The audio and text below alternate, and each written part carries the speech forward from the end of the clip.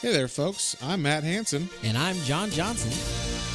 and you're listening to Planes, Trains, and Comic Books, the podcast where we discuss favorites we've reread, both classic and new comics we want to read, and everything else in between. And here's the comic we picked this week. Hey there, everybody. Welcome back to another episode of Planes, Trains, and Comic Books. Today we are reading the Mr. Sandman.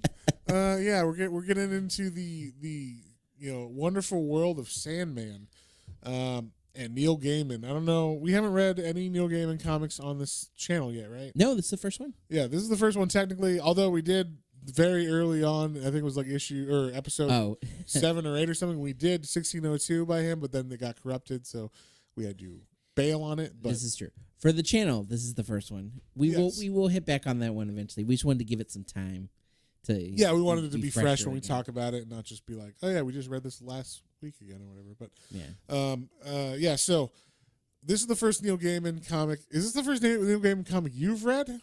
I mean, outside of that, yeah. Yeah, besides 16. Yeah, no. Like I've read some like I read American Gods, but Okay, so you've read his prose stuff. yeah, not I've never read any of the comics. Okay, yeah. Like, I mean, Neil Gaiman, he gets a reputation, especially more nowadays, I think. But when this came out, he was part of that whole, like, British invasion, right? So, like, you had, this is right in the middle. Like, Alan Moore is writing Swamp Thing, or maybe just finishing Swamp Thing right now.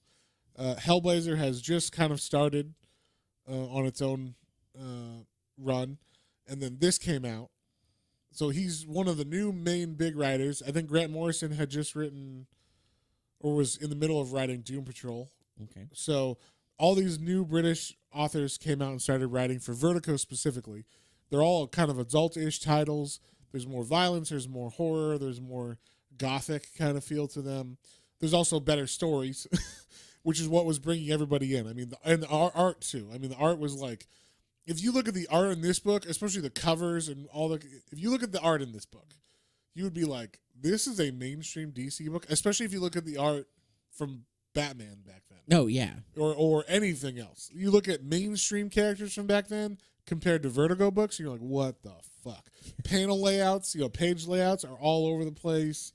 I'm going through Swamp Thing right now on Matt's Minis, and if you guys like Swamp Thing or you ever wanted to know about it, check it out because I'm reading every issue on that. And so we're right in the middle of like this whole area of the 80s, and the panel pages are just going crazy. Like, they're doing whatever they want. They're like, fuck your standard panel grids and all this stuff. They're like, yeah, we're gonna have Swamp Thing, vanish over here and then like appear on the bottom part of this page and split the page down diagonally and put like 40 panels. They just do whatever the fuck they want. Yeah. So it's very interesting to see this kind of stuff and see them being creative.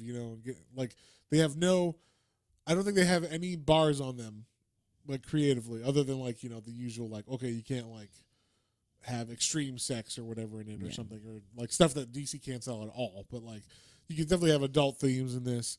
So no Swamp Thing penis. No Swamp Thing penis. But you could definitely allude to drugs and stuff, or things like that, and death, like horrific deaths too. There's some of that in this. So Neil Gaiman, like I said, was part of that whole initial run, and I want to say, I mean, this is probably his biggest series, most epic series, and this is what put him on the map in comics.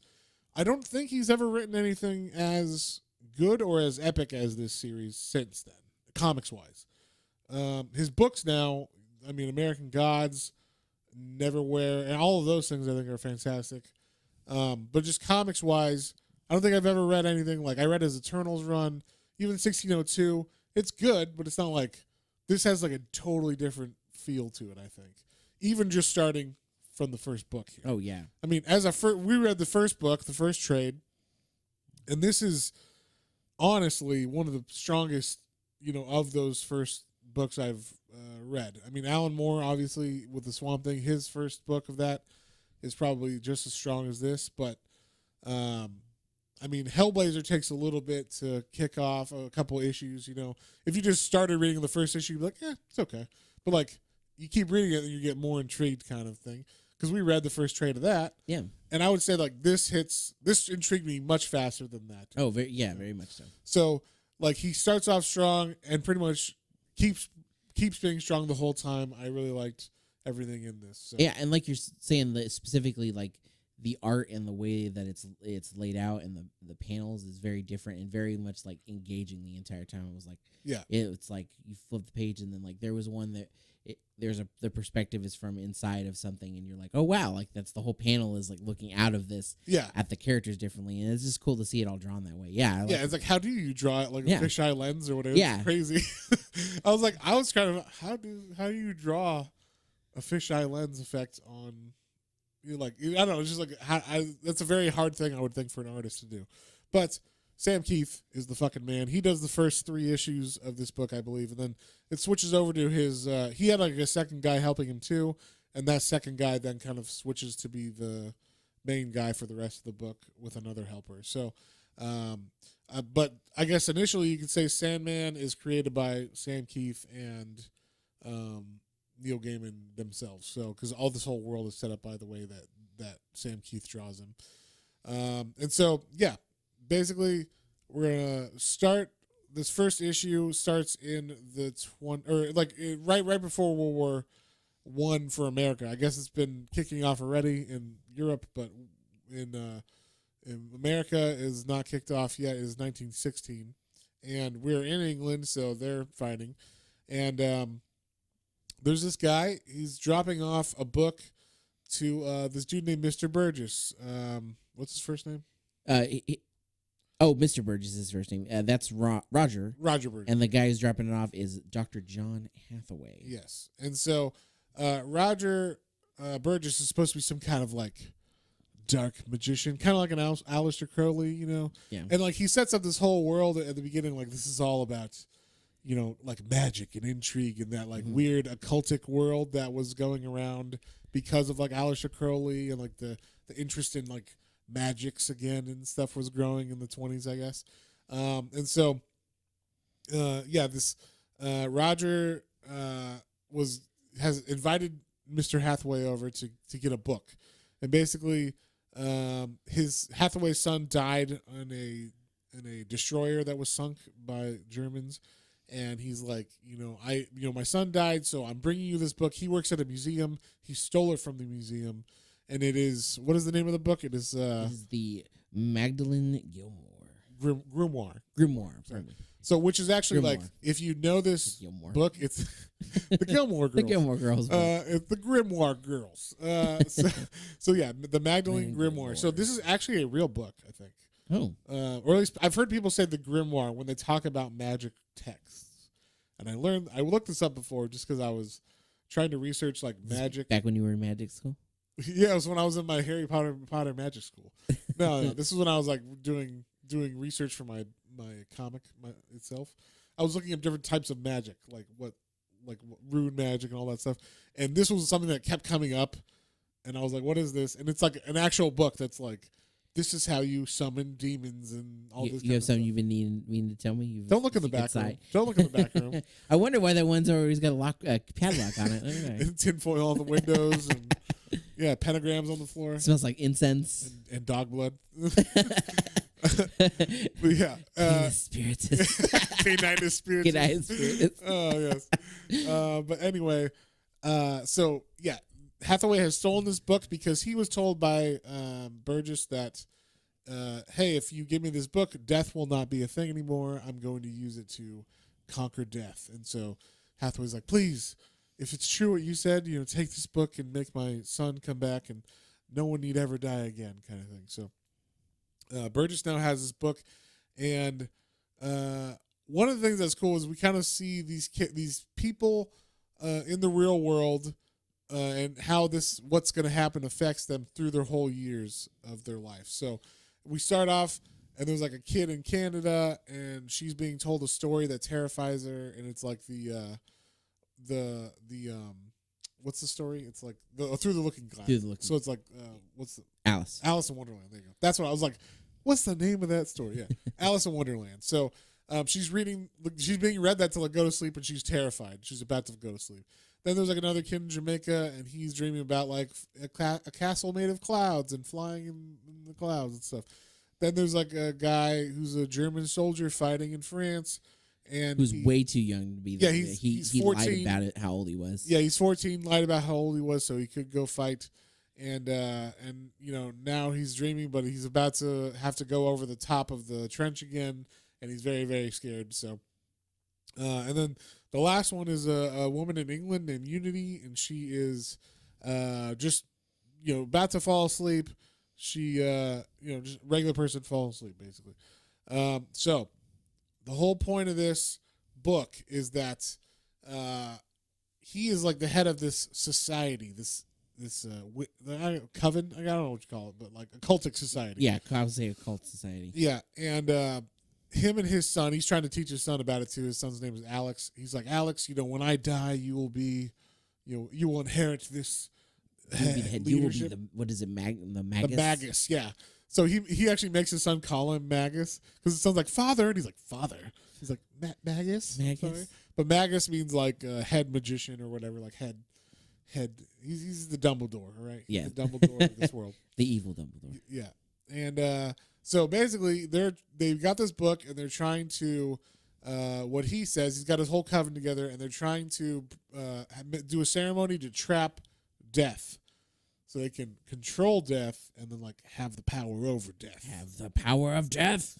Yes. So he starts doing this, and this is why I thought this was familiar, because I hadn't read any of this magic stuff when I first read this like 15 years ago, and since then I have read this magic stuff, and all the things he says are actually from the book.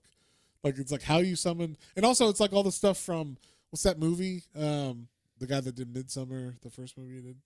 The Hereditary, yeah. So all that stuff, the payment stuff, that's all directly from this shit. Oh, okay. So that's why the Wind of the North and all that shit is all directly from this. So if you're trying to call payment, you gotta, give me a coin made from a stone. I give you a song stole from the dirt, like all this weird shit. I give you the feather of an angel and all this shit. Please stop saying those words. Oh, I'm sorry. And then you see the room getting all dark and it's like fucking Evil Dead in here. Yeah. I'll swallow your soul. But yeah, so he's doing this spell, and they're calling what they think is death. So they're doing it, and everybody's chanting, "Come, come, come forward." All these names of these devils they're talking to are actually like from that book. Yeah. So they're actually supposed to be real devils. One of them is called Maimon, and that's Payman's other name, I think. Oh, okay. So yeah, if you ever wanted to know where Hereditary got its shit, it's from this book, The Magdalene Grimoire. It's fucking weird and creepy and odd, but yeah, you can check it out if you feel so inclined. If you have to do thing. Yeah, if you like magic. One thing I like about this too is, one thing that's also different about this book for this time is every page is bordered with like a weird, like intricate, like filigree or whatever, like around the edges. Yeah. Like it's an old house with like, what's it called? Like a crown molding or whatever? Yeah, crown molding or something around each page, and it's all different in each page. And I'm just like, how long do you fucking take to draw just the outline? It's very intricate. Yeah. Because inside of them there's like, it looks like it would have been like hand carved wood or something. Yes. It's just weird. It's a whole aesthetic that this book really makes from the art. That's why I really give Sam Keith a whole, and each one's different. They look similar, but each one has got like, the next one's got like a dragon, and the other, like it's crazy shit in it. So, the fact that he drew each one of these for each separate page is kind of ridiculous and very cool. And he sit there. He got the main art done. He's just kind of sitting there. He's like, what would look nice on this? I was wanted to draw. I'm gonna put a dragon on this one. Yeah. He's like, I got extra time. Yes. And so these guys are doing their chant and everything, and finally they're like, we come together to summon you. Come, and they call this being into this circle that they've made, and it looks very weird at first. Like when I first saw this, what did you first think when you saw this? When I first saw it, I didn't know what to, because it's like there's a big black cloak, and it looks kind of like there's some puffy clothing to it, and then also the helmet that is on the head of this thing very much looks like a alien, weird right? Like alien-esque, like the engineer helmets that they have in the Alien franchise movies. Yeah. The engineer being the being that they find on the spaceship. Yeah. That always looks gigantic and everything. Yeah, like it's. Yes, when you said that, I was like, oh, it's totally like Geiger, like very, very Geiger-esque. It is, yeah. Helmet. And you said he had worked. I guess he had worked on a Alien comic. Yeah, right? Sam Keith drew a bunch of Alien comics. So it was probably an ode. So, yeah, maybe he just like this is what I would think it looks like or whatever. But and then also we should say this is actually a reboot of the old 50s character Sandman. Yeah, which is cool. I had no idea. I should, at this point, as many comics as we read, I should know, like, oh, yeah, this awesome one that Matt has been telling me to read is probably a reboot of, like, a really old, like, 40s, 50s, or 60s comic. Well, much like, Doom Patrol was different than until Grant Morrison wrote it, and the same with Swamp Thing was different until Alan Moore wrote it. These are the new updated versions of these kind of creepy or gothic characters. Or they weren't even gothic characters before. They just ended up being able to be made into these cool characters and put in this Vertigo line that was more adult.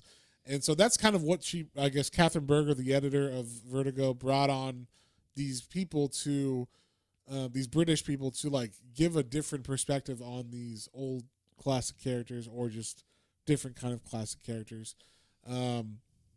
Because later they even talk about the old 50s one, and you wouldn't even have known. Like, this is such a different character than that one, but they explain it, and it makes perfect sense. So, like, I was like, I'm really happy they, like, tied it in nicely and everything. Because it says, like, hey, we respect the old, but check this shit out. Like, this is my thing. You're like, but I also am happy that guy got to do it. But I know where I came from. Yes, exactly. So anyway, this thing is in this circle surrounded by these occultists, and it's got three specific things that you notice in this last panel of this issue, which is actually not the last panel, it's the like beginning of this issue, but it's got a crystal, like a ruby in his hand.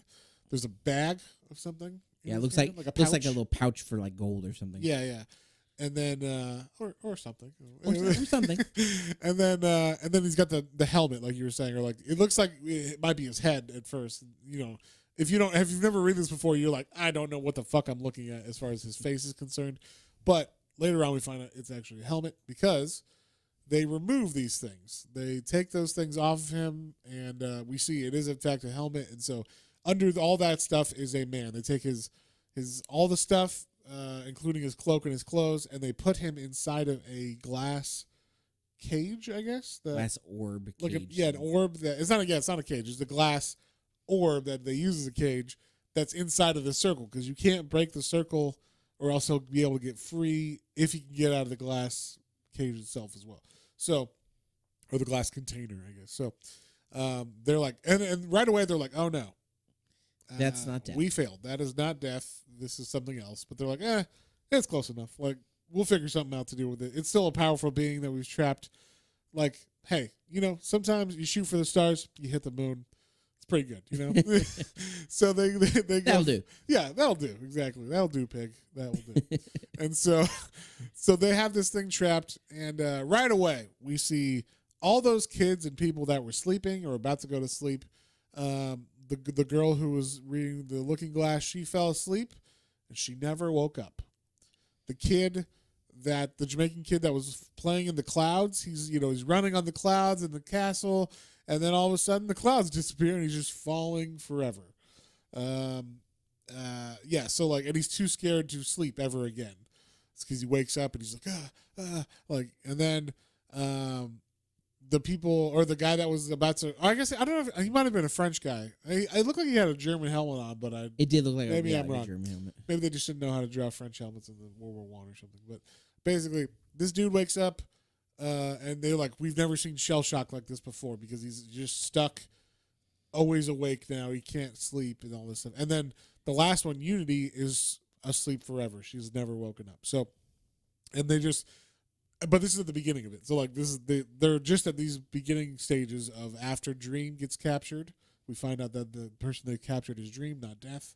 And it is now a problem because people are either not dreaming or continuing. Yeah, things are going wrong in the dream world, basically. We don't know what it is, but Yes.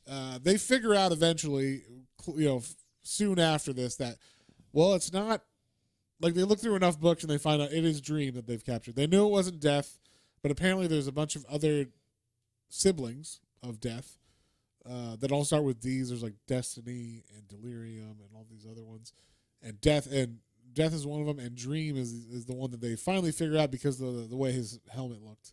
They find like a drawing with the helmet on it. Like, oh, it must be this one. So like, we have Dream. We don't know what the fuck we're going to do with it, but we got him in here. And so, like I said, you get the panels where they're looking through like the glass orb that he's stuck in. Yeah, he's looking out at them, and it's this is some of the really cool art in this. It's like, yeah, how do the perspective that you have to draw on that? Yeah, he had to. I assume he just had to, like, I don't know, put a fisheye lens up and then draw someone's face and then make it cartoony or something. Yeah. I don't know, because that's the other thing. Sam Keith in this, he draws very cartoony faces, which I think would make it harder to do the aspects, Oh, yeah. because you're trying to draw like an exaggerated face. You can't just put someone's actual face like a model in a fisheye lens and then draw. Yeah, you have to actually, you have to do the cartoony face and then figure out what that looks like with the fisheye lens. So yeah, it's very weird. And this is in the 80s, before you had like computers and shit to just do that. So yeah, he couldn't just draw it normal and then be like, fisheye, click, Yeah. So this is just a brush I have or whatever, an option I have. So, but yeah, basically we see that they're talking and they're talking to him and he's just saying like, trapped, observe, and they're like, like, we see that you're trapped in here. The crystal cell imprisons your material aspects, so you won't get out unless the circle is broken, and the circle will not be broken unless I order it, kind of thing. Like we said, there's a circle around the glass orb. And he's like, let's discuss the conditions for your release. And so basically they're like trying to get power out of him, and he just doesn't talk.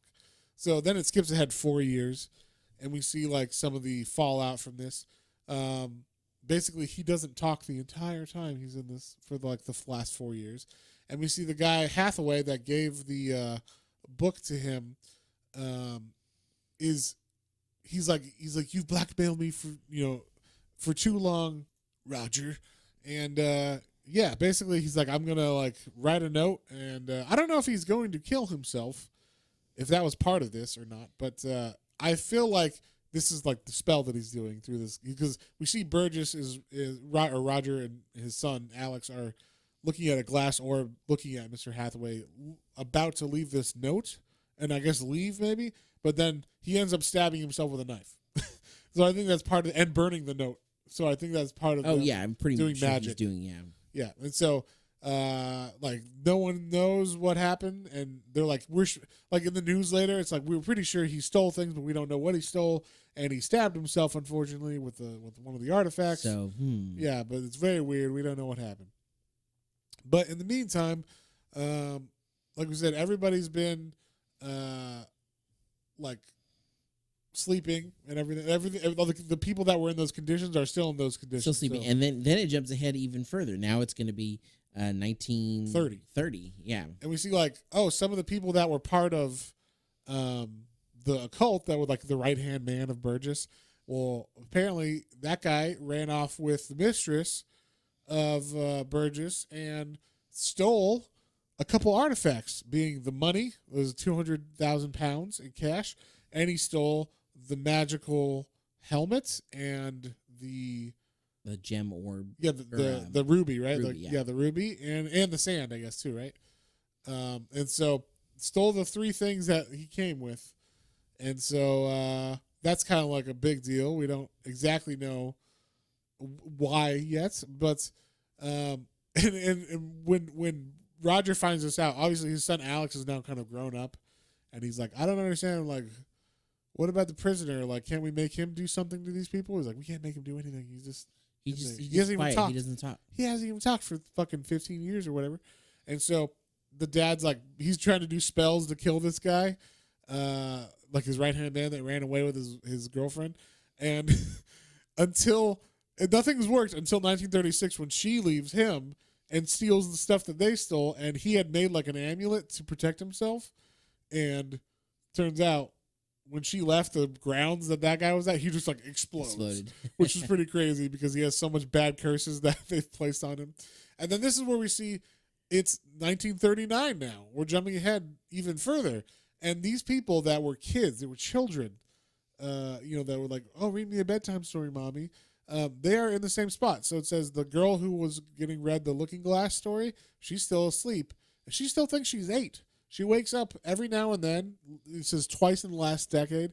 And every time she wakes up, she says she's crying for her mother and she thinks she's 8 years old, even though she's like in her 20s or 30s now or whatever. So like, this is super fucked up, I thought. And then like the Jamaican kid, he's just always awake or like just a sleepy sickness kind of thing. He's like a zombie. Yeah, basically, he's so tired that he is in this like sleepy sickness, they call it, state where he's like, zombie-esque. Yeah. And then Unity is still asleep. It says she was raped, had a baby girl. They gave it up for adoption. And she was asleep through all of it. She didn't remember any of it because she's just been at this hospital forever. And of course it was hushed up, the scandal, because wherever she's being kept is probably like, doesn't want any of that nonsense. And very Kill Bill situation. Yes, exactly. And then we see, this is the little nod to the old Sandman. So it says, the universe knows something is missing and it slowly attempts to replace him. Wesley Dodd's nightmares have stopped since he started going out at night. And he puts evil people to sleep with a gas and then sprinkles sand on them, leaves them for the police to find in the morning. The idea came to him in his sleep. He doesn't dream about the man in the strange helmet anymore. No more burning eyes. Everything's all right. Wesley sleeps the sleep of the just. And so basically, since he started going out fighting crime, that's like the universe trying to fix Dream being captured or whatever. Yeah. So that's how they kind of throw this old Sandman from the 40s and 50s into this world. But he was just like the just universe trying to make up for Morpheus being gone or the Dream being gone. And so, like I said, Dream, his real name is Morpheus, or his other name is. So if I slip up, that's why. Yeah, you're fine. I was like, we didn't reveal that. We didn't reveal that yet, but whatever. It's not. I mean, it's not yet. It doesn't really. That's matter. His name. That's his name. He's not blue pill, red pill Morpheus. He's just the first Morpheus. And so, yeah. And then we cut to 1947, and like the dad Roger, they haven't done anything with this guy. Nope. Like they won't do anything to him. And he's like, you should help me. Why aren't you giving me like anything I want? And like why do I have to get so getting old now? Yeah. And then he like basically is kind of like he's just dying, as he's getting older.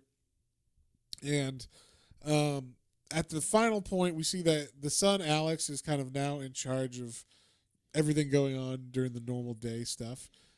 He's got a lover that's like, he just says like, oh, it's his best friend that lives in the house with him, but it's obviously his, gay lover that they're not really like out there with or whatever kind of thing.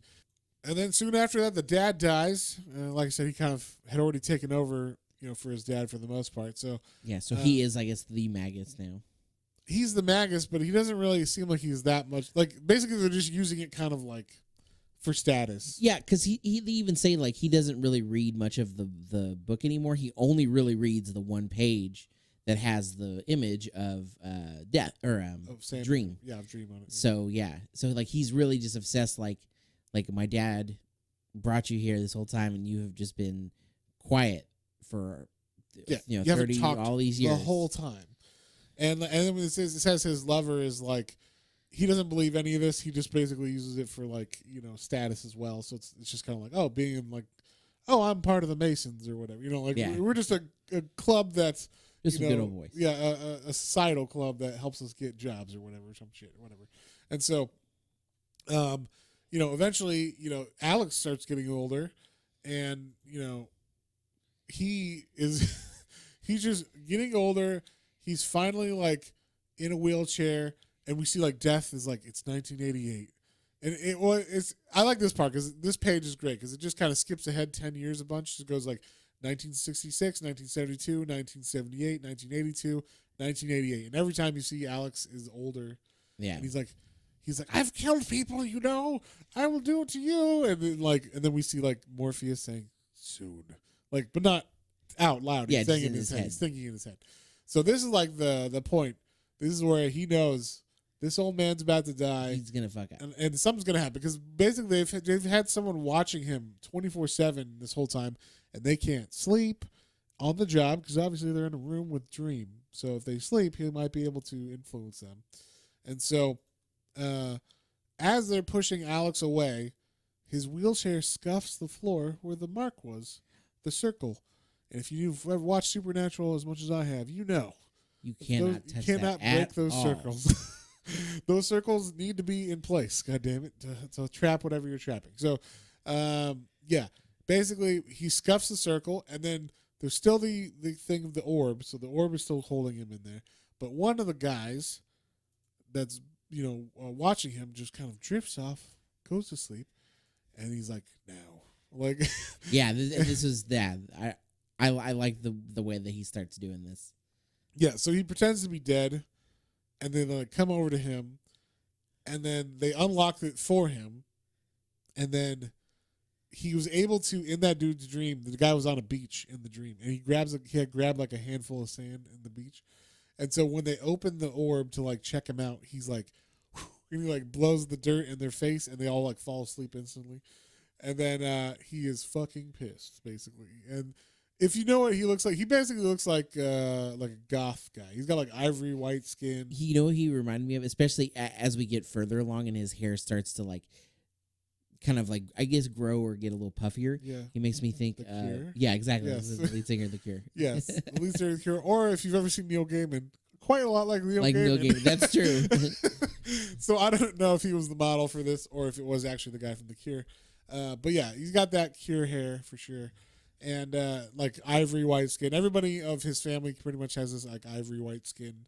That's kind of like their I guess family resemblance. I guess. Yeah. So, but yeah, so he gets out finally. He like instantly goes into the dream world, and he's like, I am so fucking hungry. He's just flying through people's dreams, and it shows him like grabbing food in their dreams, like he's eating whatever is in their dreams. And they're like, people are like. They're dreaming, and then all of a sudden this naked white guy will run through their dream and grab some food and then be like, thanks. And then like he's eating it. He's getting a little bit stronger, just enough so that he can try to figure out how to get back and get revenge on the people that entrapped him, basically. And so he's able to make clothes. So he makes clothes. And I thought the way he looks is so 80s. But he's got like a trench coat. Or like a black duster. And he's got like Doc Martens on. Yeah. He's, slacks. Yeah, he's definitely 80s that or whatever. He looks like the Crow with a duster basically. Yeah, he does. That's a good. He doesn't have the little eye makeup, but because his skin is so pale. His skin's so pale, and basically his eyes are black with white pupils. So yes, might as well have eye makeup on. Yeah, and he automatically is like, they've stolen my 3 things of power, so like I need to get those back. But I need to get revenge as well. So right when he gets out, all of a sudden the people that were affected from age, 8 or whatever. Those young children who are now old as hell. Yeah, I'll say 3 people because one of them, the guy that was in the war, he killed himself, I think by the second time that we cut back to them. Yes. He had killed himself just because he was so horrified like by shell shock and not being able to sleep or whatever. And so, but we see the girl who finally, or the girl who was in the looking glass, she's like an old woman now. And she's like, she wakes Mama? up. Yeah, she wakes up and she's like, Mom? And everyone's like, what the fuck? Like, she woke up. And then the Jamaican guy, people were talking to him, and he's just apparently just been like walking through town like a zombie for most of his life. And someone says something to him like, oh, he's crazy. And he's like, not anymore. And he starts smiling. And then we get the woman who who gave birth. Yeah, this broke your heart. So she's in like a nursing home, and she like wakes up and she goes, my baby. And she's like, I dreamed I had a baby. And she starts crying. And so like, he's just like, oh Jesus. These people missed their entire lives because this guy like wanted power or whatever. So then we see Alex. He's not dead yet. He's he's going to sleep actually. He's taking a nap. And so he starts dreaming, and then all of a sudden his dream starts going badly. For some reason. I don't know why. What could happen? But basically, all of a sudden Morpheus shows up, or Dream shows up in his dream, and he's like, "Hello," and all of a sudden Alex is like a child again. He's looking at everything like he's a child, and so he's like, "Oh my god," and then like Morpheus is like, "What's the matter? Cat got your tongue?" And basically he says, "I'm going to give you like the worst thing I can think of, as I am the Lord of Dream and Nightmare. I'm going to give you the eternal, what is it called? Like the eternal waking or something?" Yeah, the eternal waking. Yes.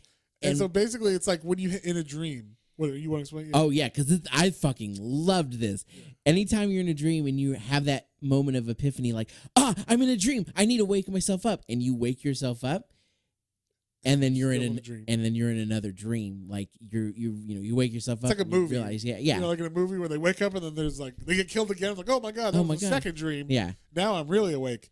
And then except every time he wakes up, it's still in a dream. It's still a dream. So, and that's forever now. Yeah. For him. So he like makes him have, and it's always a nightmare. It's always like something horrible happening. Yeah. Every time, like he wakes up and he sees his lover's face melt, and then he's like, "Oh my god!" And then he wakes up and he's like, "Oh, that was close." And then he looks at his nurse, and his nurse's head falls off, and she's like, "Oh, what, are you having a nightmare or whatever?" And starts laughing at him, and then he keeps waking up, and it's like this horrible sleep, basically, that he's going to have forever. Forever, yeah. Basically, not allow him to die. Allow him to forever have these horrible nightmares and just keep. That's so fucking fantastic. Yeah. I loved it. Good way to end that issue. So he finally wakes up and gets revenge on, or he gets released and gets revenge. Now, the second issue starts with two main characters. Have you heard of these characters before? So I've heard the names obviously, and like right. Not the biblical ones, but in DC, have you read anything with them? Okay, so they are from the House of Secrets and House of Mystery series. I don't know if those two series. They appear in Swamp Thing, the one I'm reading with Alan Moore quite a bit, and so they just run those two houses. So like, whenever they're kind of like the Crypt Keeper, but for those two comic magazines, or comic issues. So if you go to like the House of Mystery, you're going to, I think it's Abel's, and then the House of Secrets is Cain's. So each one will like be the introducer of those stories or whatever, and then take you through those stories. I really like their looks; they're very cool looking. Yes, but this is the Cain and Abel from the Bible, or based on the Bible characters. Yeah. That like Abel is the shy, timid one who's always like, "Cain, it's my birthday, but I don't want a present from you. I know it's going to explode." He's like, "What are you talking about, Abel? I love you. You're my brother. I would never kill you." And so like, why do you say anything about kill? Yeah, exactly. So, so basically, every kind of issue with them always ends with him killing Abel. Not in this necessarily, but in all the other ones. Like in the Swamp Thing issues, if they start off with them, they'll end it and be like, "Well, that was a close one," and then he's like, push, and you like push Abel off the cliff or whatever, or it starts off with Abel getting out of a well that he got pushed into and he's drowned or whatever, and shit like that. So they kind of have fun with these characters being like the Crypt Keeper and introducing storylines and whatnot. But basically, they control these two realms: the House of Mystery and the House of Secrets. That's like just out. It's like the suburbs of Dream's world or whatever, Dream's area. So they're kind of like, he always has to pass through them to get to his kingdom. And so he shows up in his weakened state, and at their door, he gets captured by Cain's gargoyle. Gregory. And as he says, all gargoyles start with a G name. Yes. So he's named his Gregory, and it has captured something. And they're like, "Oh, what does he bring?" And then they see, "Oh my God, it's Lord Dream. He's been gone so long. No one knew where he was, and now he's back, but he's so weak and everything." And so they're trying to help him out. And he's like, "I just need my things. Where are my things?" And they're like, "We don't know." And basically they're trying to give him some food, kind of rehab him. And he's like, "I need to go to my realm." So like they kind of take him to their realm, and they're both like arguing in the background, like, should we take him? Because like, it looks like shit or whatever. He's like, "No, just whatever. He'll find out sooner or later. It's not our fucking fault." Like, and so like obviously something's happened to his realm. And we see like kind of, it looks a bit trashy and whatnot. And then we cut to this. This is the only thing. This was like here for no reason, kind of just to introduce this idea. But we cut to a section, or just like a little sliver of this comic where we get introduced to someone who's named Mr. D, and his mom is showing up at Arkham Asylum. And she's like, I need to visit my son. And she slips him a trinket, basically. And she's like, I'm going away, but you'll be getting stuff in the mail, and I'm going to give you certain things when I die or whatever. So that's kind of, they just set up, there's this guy named Mr. D in Arkham. Yeah. And then they don't really touch on it until later. But like, this was the only thing, like if you've never read this before, you're kind of like, wait. What is this? Why do we need to cut to this and then never talk about it for 3 issues or whatever? But anyway, basically, so they show Dream his realm, and it is tore up. His castle is completely, disintegrated. Then he talks to his groundskeeper guy named Lucian, yeah. And Lucian's like, oh, yeah, like, I mean, I tried to, like, keep it up, but it just started falling apart slowly the longer you were away. So, I tried what I could, but, Yeah, but, as long as you were gone, like, it's basically disarray and decayed at this point. Like, yeah. Sorry. Couldn't do anything about it. And so, like we said, he's got to find out, he's got to get his 3, things of power. He's got to get his necklace. He's got to get his sandbag, or that pouch, which ends up being a bag of sand, and then his helmets. And so he has to do like a spell to call forth the 3 witches of Hecate. And if there's a comic called The Witching Hour from the 70s, and one of the witches is one of those witches for sure. But I don't know if all 3 of them ever like introduced that series or not. But basically, they are, I think, 3 characters from old series in DC. They look like, honestly, even the one kind of like, the one looks like very much like a classic witch. The one very much looks like Sabrina. Yes. Like old 50s style Sabrina. Yes. And then the other one kind of is like just a grandma or something. Yeah. Like a hocus pocus witch. Yeah, or hocus pocus. But yeah, he calls them up and he's like, hey, I need to find, I was trapped. You guys look great, by the way. And he keeps calling them different names or whatever. Or they're saying, call us this, call us that. Because basically they've had different names over the many millennia they've been alive. And so he's like, hey, basically I called you here. I need you to tell me where my things are. And this is the first time that they call him by his name, is Morpheus. Yes, this is where we find out his name is actually Morpheus. And so, like I said, not the one with the blue and red pill, but nope. I just thought it was interesting. Like I was like, oh, okay, like because they didn't make a big deal out of establishing it. It was just like, hey, what's up, Morpheus? We're the Witches 3, and then they go into their spiel. Yeah, and so they say, well, the one that looks like Sabrina says, oh, the man who has your sand is an Englishman named John Constantine. He purchased your pouch sometime back or whatever. So we know John Constantine has part of this, which I was like, fuck yeah. Yeah, I was like, that's cool.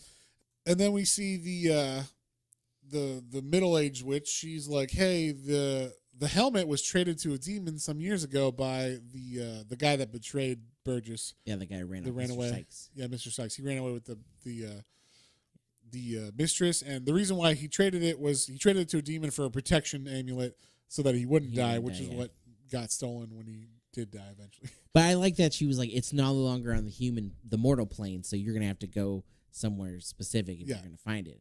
But it's a demon, so yeah, you're gonna have to go. You're gonna have to go to hell. And then the last one is like you said, it's not just Batman; it's also Green Lantern. That's why. So they hint that, or they say, oh, someone else has taken this. The Justice League knows the whereabouts of this amulet or the necklace that you had. So thing. Yeah, the stone that you look for.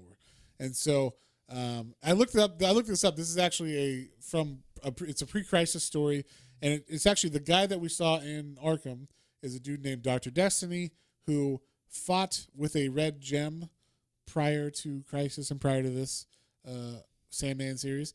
And he, I guess, would like kind of it's kind of like Scarlet Witch, where he could make like realities change and shit based on this stone. And so he fought the Justice League. They finally defeated him. That's why he's in Arkham. And they kept this stone as part of their fucking, menagerie of... The trophy. Yeah, the trophy room. There you go. And so that's why Batman's holding it in this one. And so like, yeah, go talk to the Justice League. They know where it is. So And now he knows where he needs to go. And that's pretty much the end of this issue, other than we see... Cain and Abel, they also have a little side story. And Cain's like, here you go. I hope you will enjoy this sweet birthday gift. He's like, I really don't want it. He's like, no, you're going to want it. And he opens it up, and it's like, oh, it's a baby gargoyle. Oh, that's so sweet. He's like, what are you going to name it? It's Irving. He's like, no, you can't name it Irving. All gargoyles have to start with the letter G. Yeah, and then they get in a fight over that, and that's why he murders Abel. Yes. So he's like, you stupid motherfucker, it's gotta be a G. Gotta be a G. He kills him over that. So, basically every time they're in a comic, Abel always gets killed or whatever. So. He comes back. I guess it's not like obviously not. Yeah, basically he gets killed and he comes back. It's just like an ongoing beef that they have in the comics. So, kind of fun. And then we get, and this is an issue, I did not remember this issue, but it is a Constantine issue written by Neil Gaiman. He has written another couple issues, I think, in the actual Hellblazer series. But I need to pick this up because this is one of my favorite issues I've ever read of Constantine or of Hellblazer in a long while. And I did not remember this being like so good or like even in this opening series. But this is like a fantastic issue, a very hard-hitting issue. Yeah, this one's... but basically we see a woman who is... I don't know, she's got the patch of sand. She's just waking up, and you see her hands are all like... kind of scabby. And, yeah, it's just worn, and yeah. She's not even in the sunlight except like what's coming through the window. And we see like, it says like, her fingernails grew long and brittle. They broke off. The ragged nails ripped her skin when she scratches. Her stomach shrank, then bloated, then it shrank again. Hunger subsided. She doesn't even eat anymore. Like, just, she's in terrible, terrible health, but she's got this bag of sand and she keeps reaching for it. The sand that's in this bag. So that's how it starts. Then we cut to John Constantine waking up. And he's, of course, smoking right away. That's his modus operandi.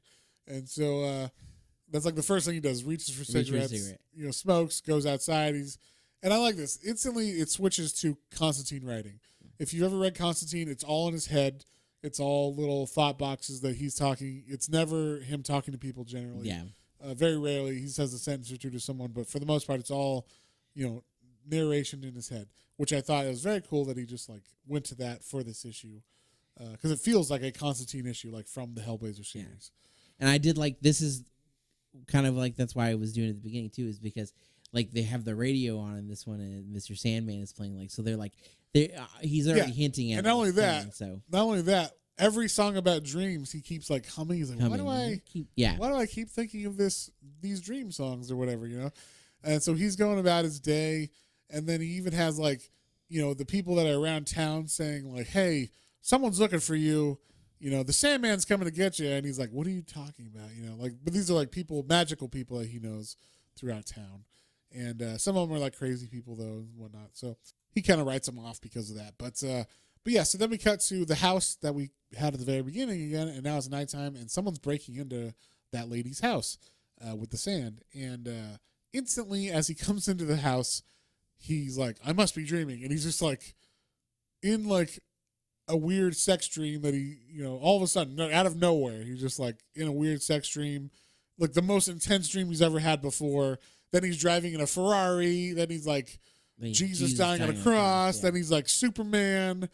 And then it's just like ridiculous. And then he says absolutely nothing, And so we don't know what the fuck's going on in this house, but it's something going on in this house. As soon as he went in, something crazy started happening. Yeah, so Constantine comes back from breakfast, still smoking the entire time. And, as he walks in to his house, Morpheus is already there waiting for him. And he opens the door and drops all his newspapers and everything he had. And he's like, oh, my God.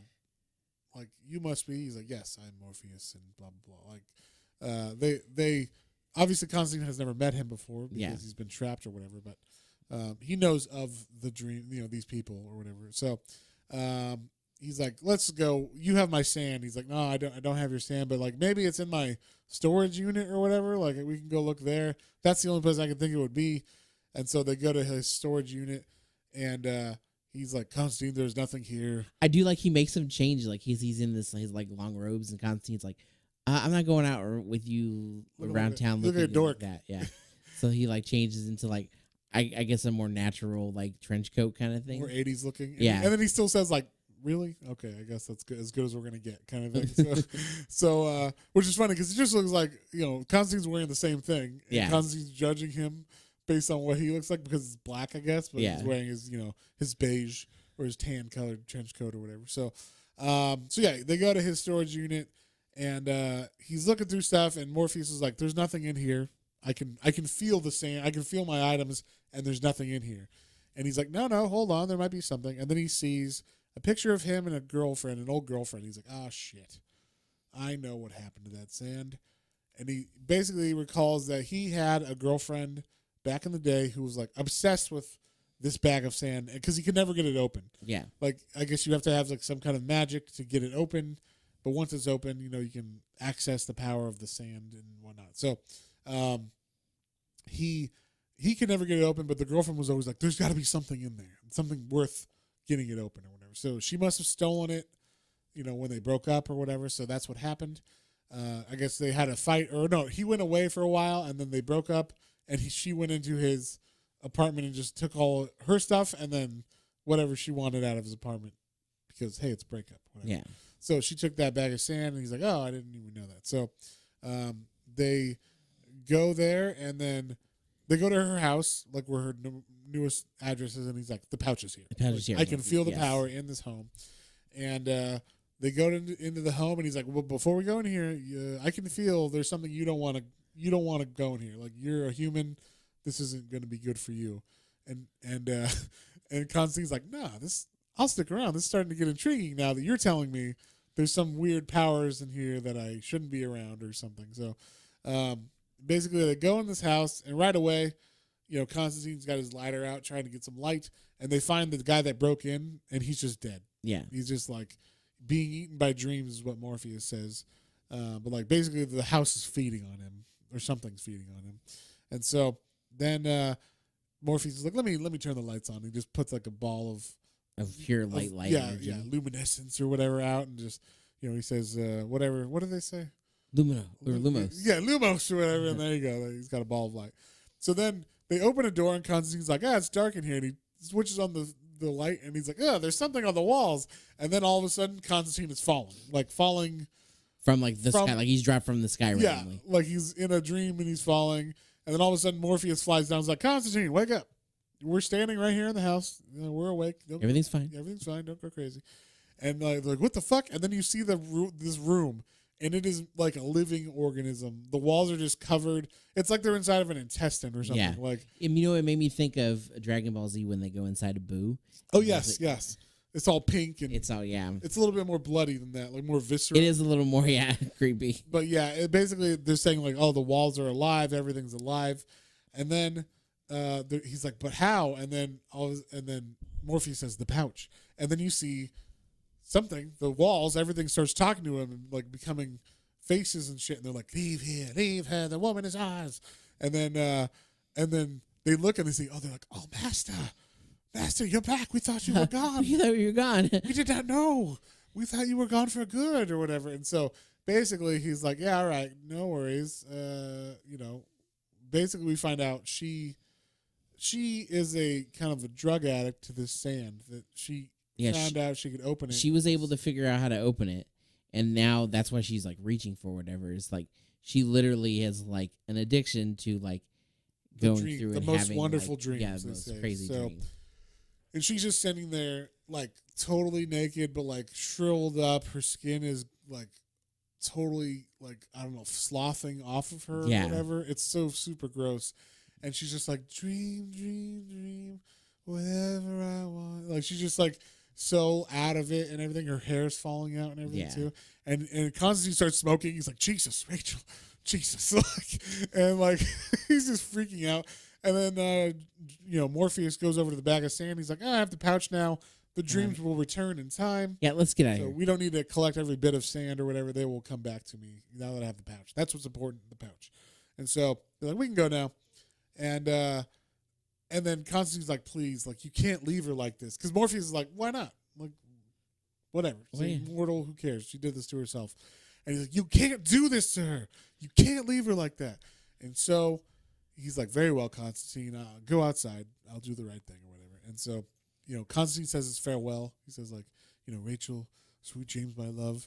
He walks outside, and then Sandman throws some sand in her face, her, like, broken face, like fucked up face, and then she looks beautiful again.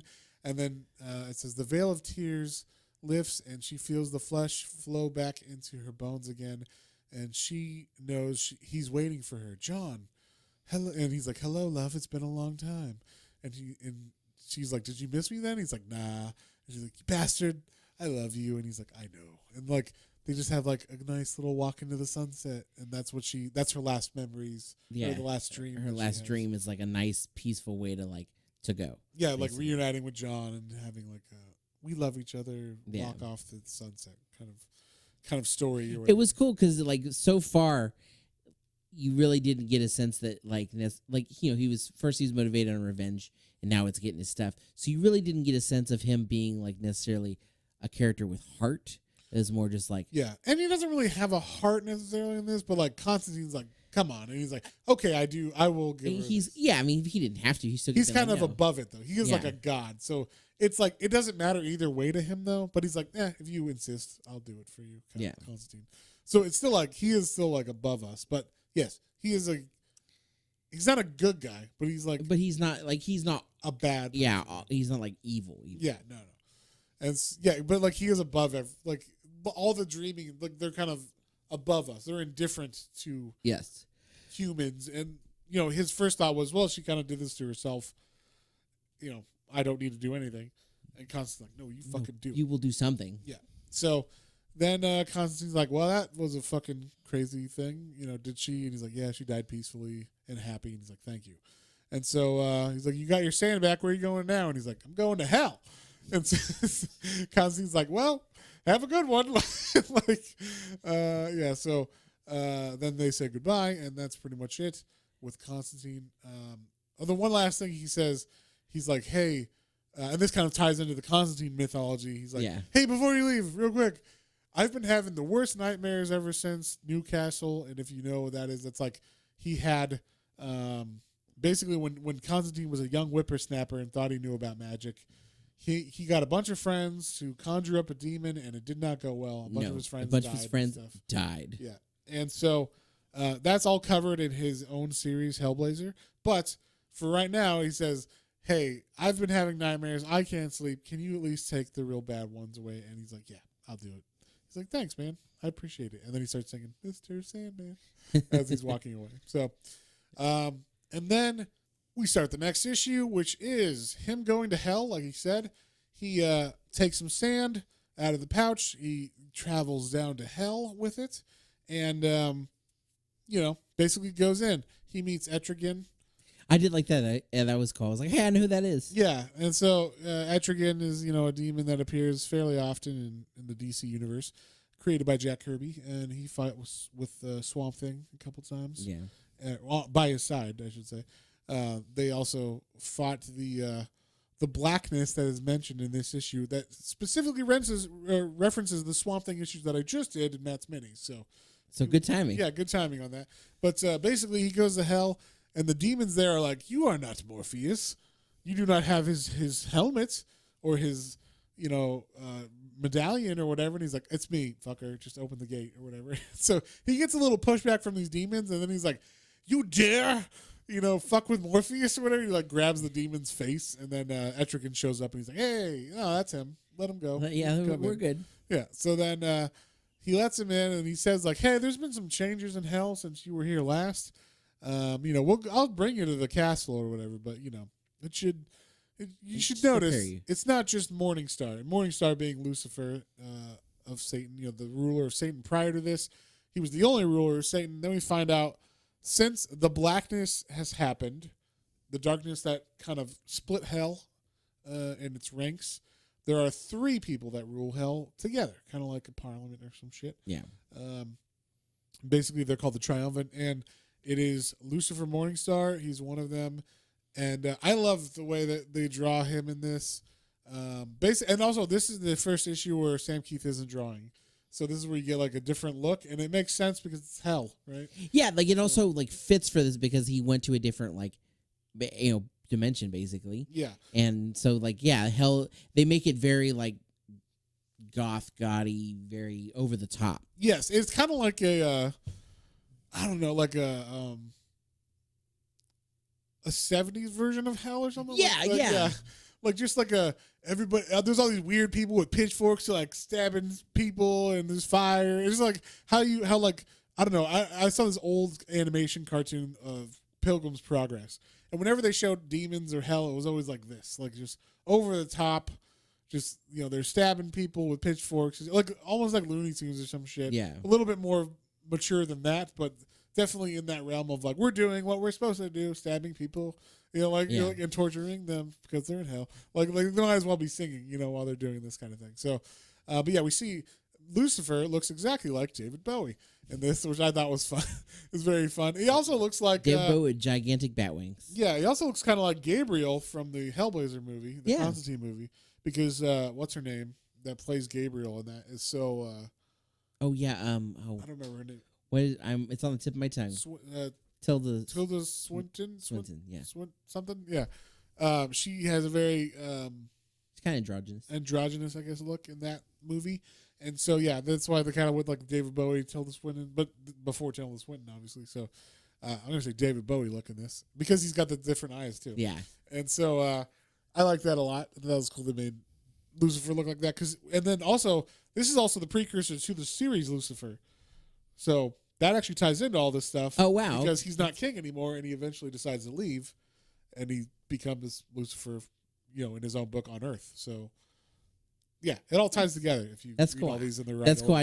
I didn't know that. My wife would probably love that. She loves the side stories like that where hell on Earth, but I really liked that actually. Like if you read these all in a certain order, it all ties together in a certain way. Not forever, but like the way these start and end and everything. Like if you read Swamp Thing first, then Hellblazer, then this, then Lucifer, they all make sense. That's really cool. The order they go in. So very cool. And they all will tie together as far as why did Lucifer leave? Oh, because in Sandman, blah, blah, blah, or because in this, that happened. So very cool. But like I said, he's only one of the triumvirate now. There is, I believe it's Azazel. Yeah. And Beelzebub. So Beelzebub is a big fly, who, if you've read Swamp Thing, is the fly guy that corrupts Cable. Or actually, it was like, I guess he's that was actually, what's his face? Arcane. That was Arcane, but he looked like this, so I think he was like, part of this guy's like league or whatever, Beelzebub's league. This is a giant fly god or whatever, so he's part of that league. And then, like we said, Azazel, who is just like a weird, like, he looks like a shawarma ball. Yeah. Like a big ball of meat or a beehive or something. I don't know. Yeah, but they're floating around talking to each other like, we all rule hell now because of the blackness or whatever, the darkness that came. So if you don't know, what happened is the darkness came that was going to overthrow heaven, and it was so powerful it even was more powerful than hell itself. And because of that, hell split. It was like, I'm going to side with the darkness because if they win, then we'll win heaven. And then somebody were like, we don't know what's going to happen. Let's side with Swamp Thing and the Justice League Dark and the angels and shit. So, like, that's what happened is basically hell split over that fight because they didn't know what was going to happen when the darkness won or if it won. Newsflash, it does not win because Swamp Thing is fucking awesome. So, and we literally just the last issue 50, which is the last one. I'm just a couple behind. I know. I'm just saying, but issue 50 is the one where he wins. So, if you want to hear that story, that's what I just read. So, but yeah. Anyway, we meet these three guys. They're like, hey. They're like, why are you here? He's like, hey, one of your demons has my helmet. They're like, which one? He's like, fuck, I don't know his name. Like, okay, well, we'll call all, like, how many millions of them? Yes, millions of demons. We'll just, obviously we're all powerful here. So the castle disappears. They're standing on like a little podium in the middle of millions of demons now that have been called. He's like, all right, now pick out. Which one was it? Which one was it? And he's like, fuck. He's like, oh, my sand. I'll just pour a bunch of sand and then let it find, my helmet or whatever, or the demon that has my helmet. So it finds the demon and he's like, that one. And that demon's name is Choronzon. Choronzon. I don't know. It's a weird name. It's like Choronzon. Choronzon. Or Choronzon. I'm not sure how you would say it. But yeah, basically Choronzon. We'll say Choronzon. That's easier to say. So Choronzon, he's a weird looking demon, but doesn't look very intimidating or anything. He's got a bit of the Tim Curry. But he's got a bit of Tim Curry Rocky Horror vibe going with his outfit. He's like a pink demon. He's got 2 mouths though, which is kind of cool. And basically he's like, hey, look, man, I traded that fair and square with that guy I gave that amulet of protection to. So I didn't break any of Hell's rules. So he can't just demand I give him back his helmet. And he's like, well, I mean, he could fight me in the battlefield if he wants. And this was kind of cool. In Morpheus's head, he says, a challenge. I do not know if I am strong enough. I truly do not know. And he's like, yes, I challenge you or whatever. He has no problem just going for it. He's like, I need my helmet. So then this is what I liked. You thought they were going to fucking fight swords? Nah. No, this is like straight out of the Sword and the Stone kind of battle. Yes. Where they have the two, Merlin and Madame Mim, have like their little like one-upsy battle. Like who's going to have the cooler creature, the cooler thing to beat the other one. Yes. You could even have this be like if you only had one shot. Oh, yeah. It's perfect. It's like it's a rap battle. It's your 8-mile rap battle right here. So basically what this is he sets up like a whole club where all of hell's watching. And like immediately hell turns into a nightclub. Yeah.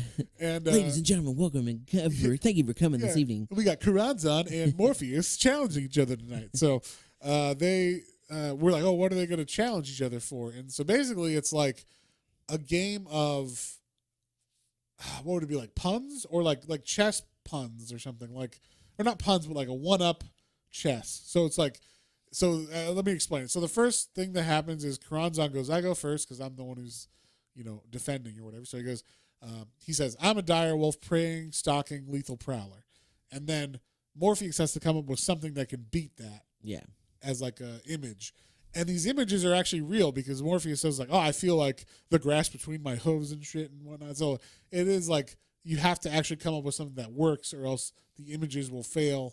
Your image will fail for real and then you'll lose or whatever. So he's actually saying if he loses, he's going to lose his whole, like, he's going to have to end up being this dude's like prisoner in hell or whatever. So he does not want to lose. So Morpheus is like, I'm a hunter, a horse-mounted wolf stabbing. And so you see, a hunter come up and stab the wolf. And then we go back and then Choronzon is saying, I'm a horsefly, horse stinging, hunter throwing. So you see the horsefly bites the horse, it throws the hunter, and then so we just go on and on, kind of like I don't know why she swallowed the fly, the fly.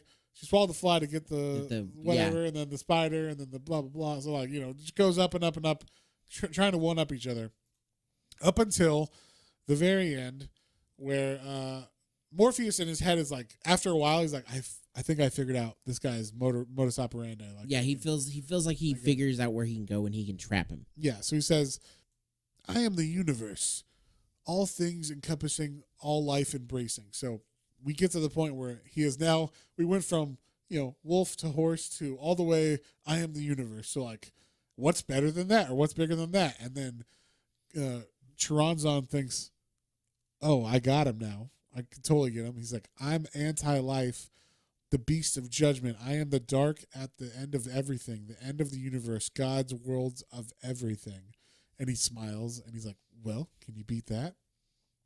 And then Morpheus turns to him and goes, I am hope. And Choronzon's like, What? Wait a minute. I don't know. And so then he loses, and then, basically, hell is not pleased with that, so they're like, God damn it. Fine, take Choronzon down and torture him for being an How asshole. dare you lose? Losing.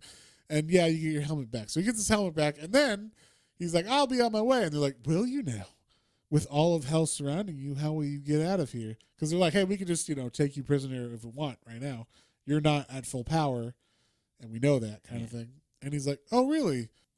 What power would hell have if those imprisoned here were not able to dream of heaven? And everybody like, oh, shit. Like, oh, wait a minute.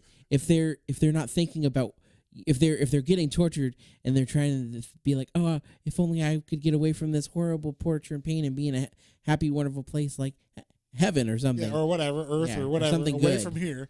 Yeah, basically, I'll just make it so they can't dream of something better than here, and then they'll just be like used to torture, and it won't be fun anymore. And he just kind of slowly walks through all of them. Yeah, there's just like part like the Red Sea or whatever. Yeah. And then Lucifer actually says, "One day, my brothers, one day I shall destroy him." I don't know if that ever gets fulfilled, but yeah, that is basically the thing. So then we get a little epilogue on this issue where now we're back at Arkham. That guy's mom has died, Dr. Destiny, and she left him with the amulet of protection that the the right-hand man of Burgess had gotten for trading that helmet. So that's kind of why it's like an epilogue to this one, because the helmet was traded for that, and now he's getting it back from he's getting it from his mom.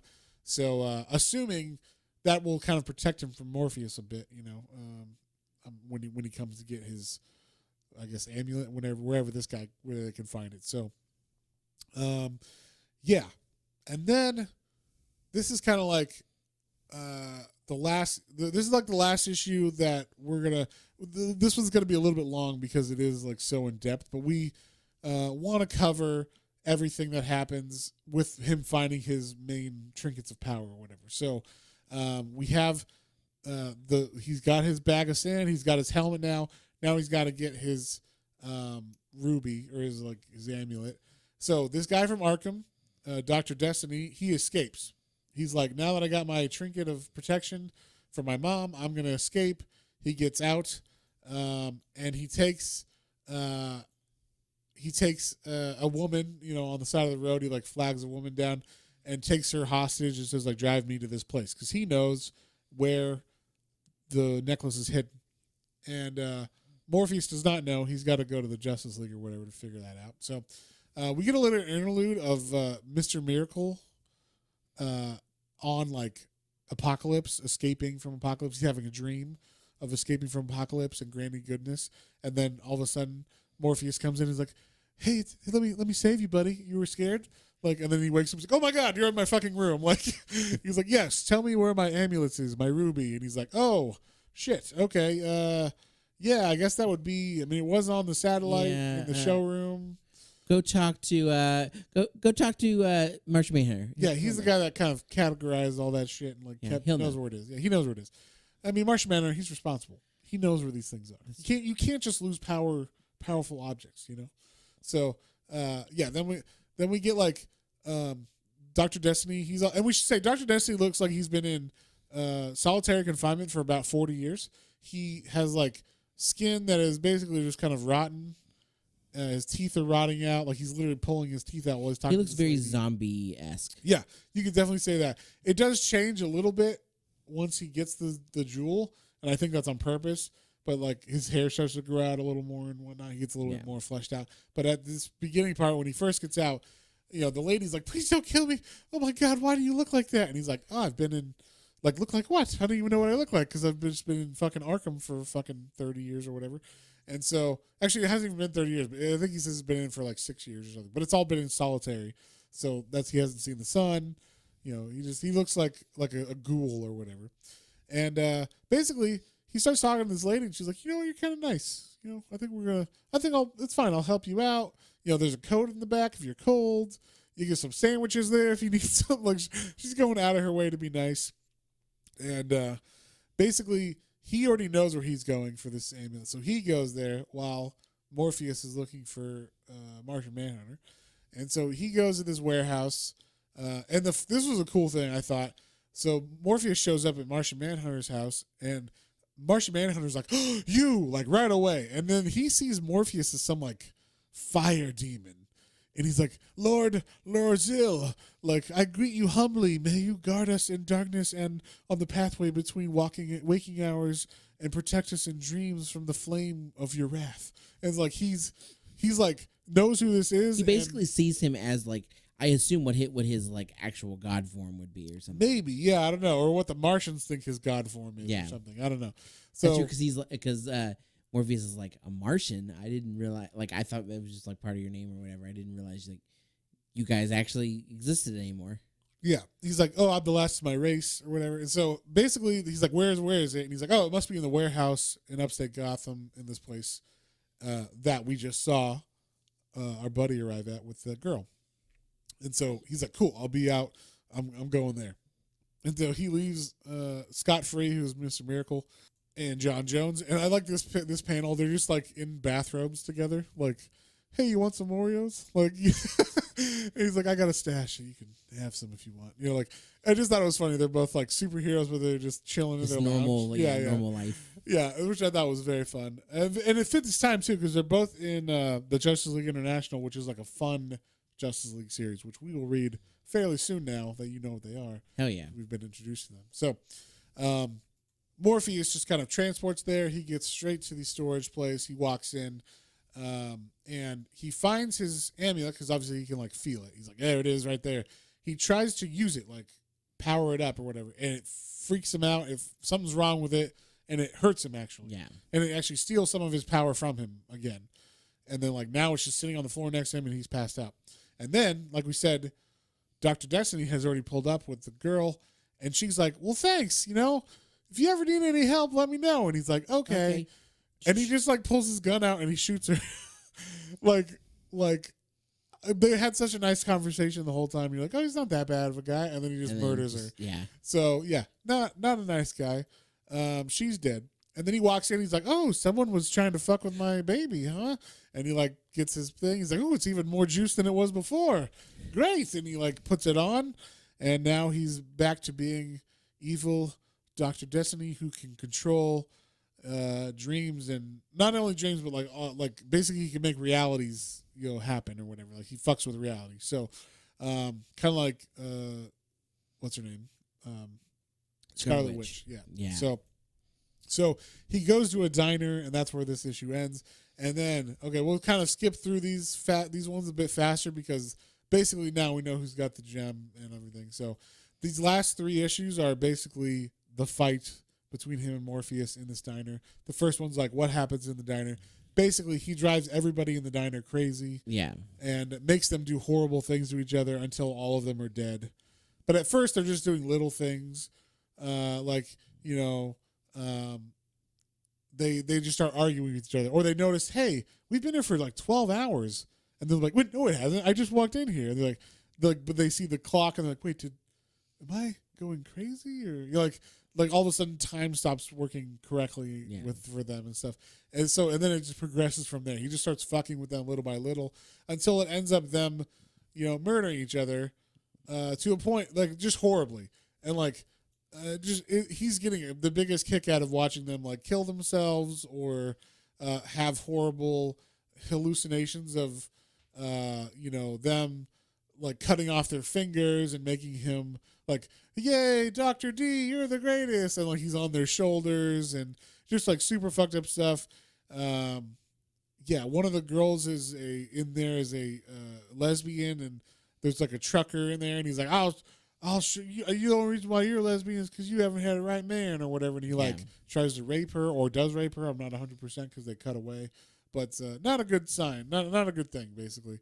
And yeah, so that's where he has basically caused all these people to die and horribly their lives. They're all just left dead. And Morpheus comes in and he's like, what took you so long? Like, finally, someone I can have play with that's like on a level of me kind of thing. So he ends up, you know, talking to this guy and trying to fight him. And now that he's got his helmet in the sand, he kind of feels like maybe I can kind of... He's definitely more powerful. He's more powerful, but this guy with the trinket is... Yeah. He knows how to work it. This was, if you remember, like I said, his actual trinket that he manipulated. They say he put technology in it or something. Like he... You know, I can only imagine them being like, circuit boards or something. Fuck it. Back in the 80s or 70s when they wrote him. Hot glue that shit on there. Exactly. However that shit works. Somehow he integrated technology into this gemstone that possesses the power of Morpheus. And so he's like, let's fight for it. And he's like, what? You don't want to fight here? And he's like, no, we will fight in the dream world. since we're both we're using the power of dreams. More of an even playing field, at least. Yeah, and so Dr. D is like, "You coward," and chases him into the dream world, and then they have like a big, epic, weird fight that kind of just it's like a really crazy fight that like spans a bunch of different like cities and times and places and everything, because they can go in and out of dreams all as they want. But basically, what ends up happening is Dr. D is like, "Oh, you have all your power in this gem, huh? It's like where all your essence is kept. Well, let me drain more from you." And he like starts using the crystal against Morpheus until like basically Morpheus is almost about to not die, but just like lose all his power. Yeah, he's after his power. And then he's like, "Oh, so everything's inside of this, all of you? Well, then I'm gonna smash it." And he smashes it, and what he doesn't realize is that it was holding his power, but it's not his power directly. So like you can't just smash it and you kill me. It's like you smash it and now all the power basically releases it. You release the power from this holding cell, and it just goes back to me. So he just actually empowered Morpheus, and he didn't mean to. And then Morpheus is like, "Thank you, John." Yeah, this is probably one of my favorite panels of the whole thing, because it explodes and he thinks he's won. He's like, "Oh, he's disappeared. Like I took care of Morpheus. I took care of the dream god." It zooms out like, and you think because it's all white behind him, you're like, "Oh, it's like he killed everything." And no, it's the white from his skin, and he's literally like, I don't know, like he's in the palm of his hand, like a little toy or whatever, like a GI Joe toy, like those little 4-inch ones. And he's like, "No, John, I'm here. You released my power. Thank you very much." And he's like, "Oh my God, are you gonna kill me?" He's like, "I could, perhaps. I don't know if we need to." And he's like, "I'm sorry, I didn't mean to." And he's like, "You know what? I'll just take you home. I'll take you home to Arkham." So he goes back to Arkham, and he leaves him back in there. And basically, everybody there in Arkham was sleeping terribly. But now everybody sleeps well. He actually helps all the inmates get some sleep for once, and they all get to sleep for the first time in a long time. They get a nice, peaceful sleep. So now he has all his things of power, and then there's one more issue that is kind of like just like a little epilogue to all this stuff, where he's feeling kind of aloof now that he had like a mission before when he got out. It was revenge first. Then it was these 3 things, and now he's like, "Well, now what do I do?" Yeah, I'm back to where I was. So yeah, and so he actually meets up with his sister Death, who's like, "Where the fuck were you? Like, and why didn't you call me to help? Like, to help you get your fucking power back and all this shit?" And he's like, "I'm sorry, I didn't mean to," or whatever. And we kind of see like her powers, where she literally is like Death from the movies and shit, where like she just shows up when people die. Yeah, and like so there's a kid playing soccer, and he's like, "Hey, babe, what's going on? You want to get a soda after this?" She's like, "No, but I will see you later, John." He's like, "Oh, sweet. She said she'll see me later. How'd you know my name? I must be fucking awesome." Like, and then it turns out at the end of the issue, like, he gets run over by a car.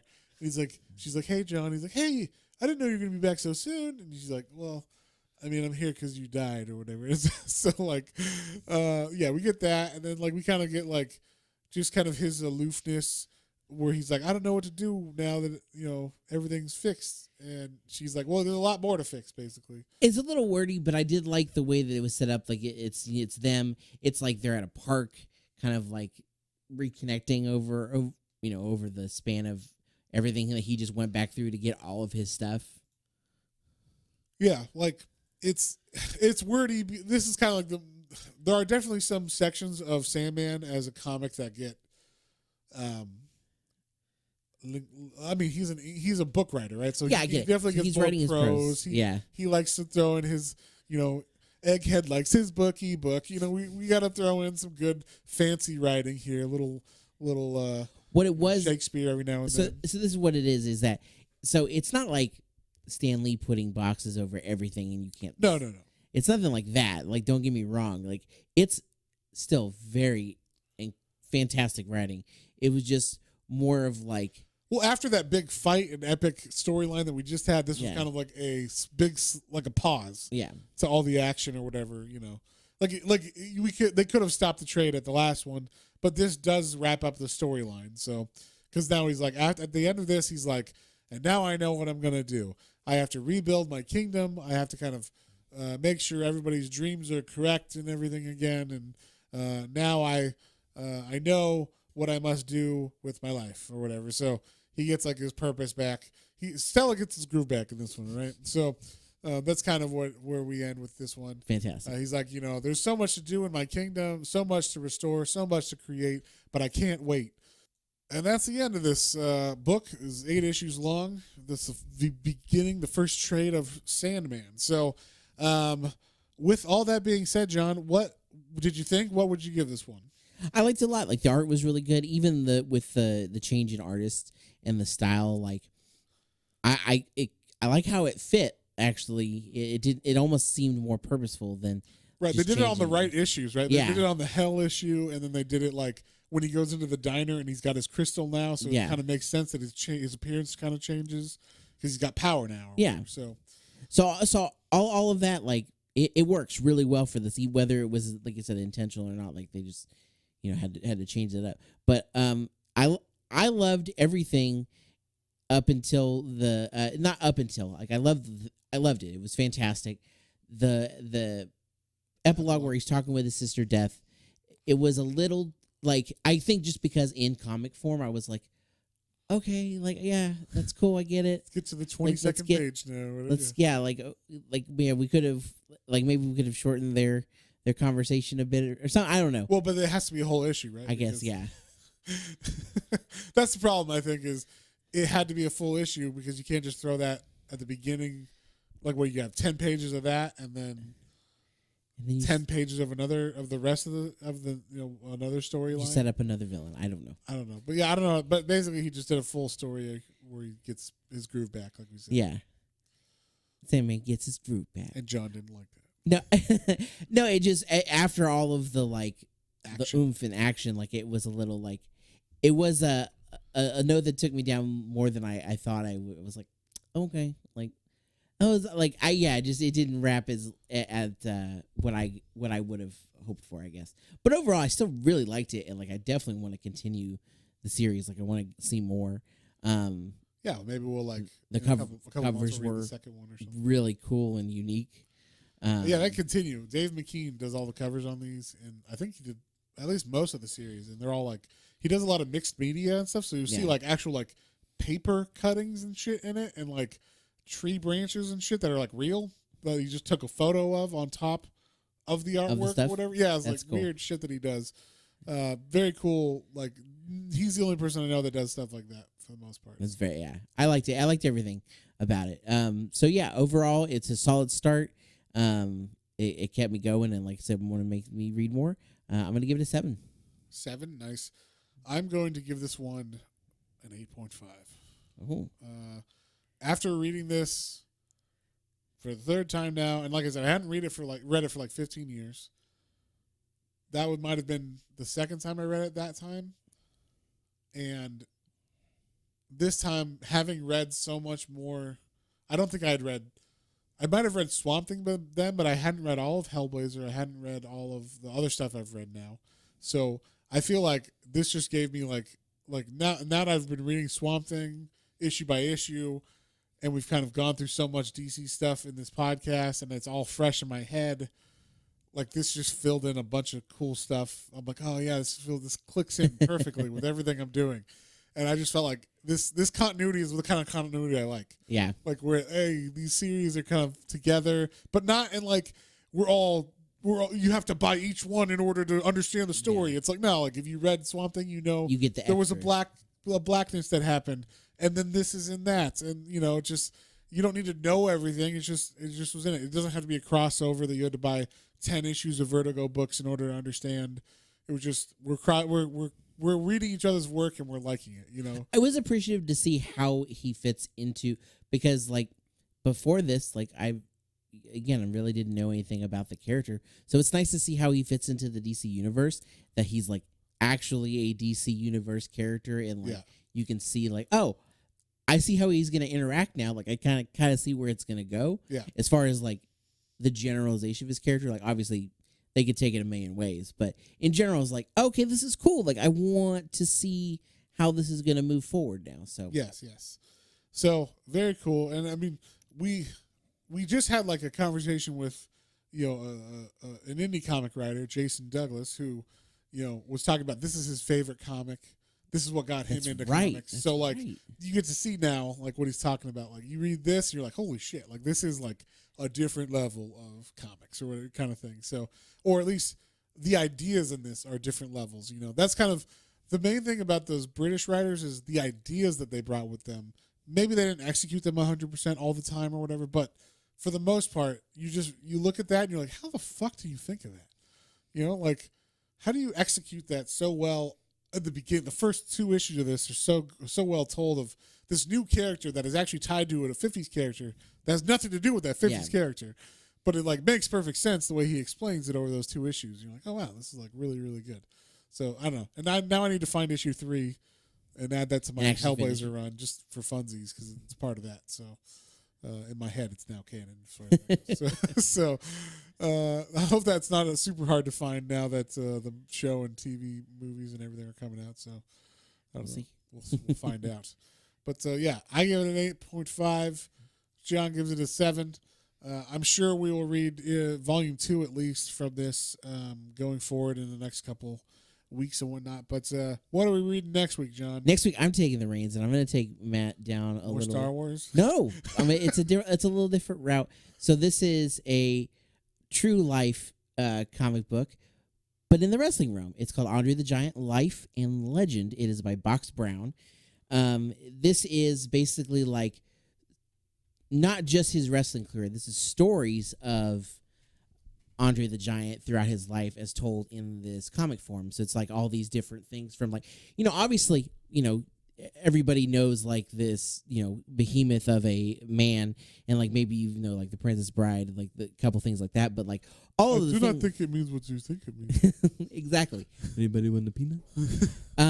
But like it actually like goes into the like some of the hardships that he had to go through as well, being, as large as he was, and then also some of the like funny like things that kind of sound like there's no way that's true. Well, no, it was true, and like they kind of like it's kind of neat to put it into this like art form, so you can kind of be like, wow, like you're almost like you were there experiencing this like the once in a lifetime kind of persona. Yeah. So it was fun. I have a love and respect of like the old school wrestling, and Andre the Giant's one of the the greatest of all time. So it just seemed like a fun one to throw at you. It's not too hardcore or anything, obviously, but it's like it's a true to life stories too. So it's those are always fun. We'll switch it up to one of those real books or whatever. Yeah. Also, there's another real book coming out which I thought you would be interested in called Ed Gein. Really? Yeah. It's about Ed Gein. It's I can't remember what the it's like. Did you hear what Ed Gein did or something like that is the name of the book, but it's by Eric Powell, who did Goon. Oh yeah. So it's coming out next week, but we can put it on in the next couple of weeks. So look for a couple of those. We've got a true crime book and we got a real, a biography-ish. Yeah, biography-ish kind of from Andre the Giant next week. So yeah, check those out, and we will see you on the next one. On the next one. Bye.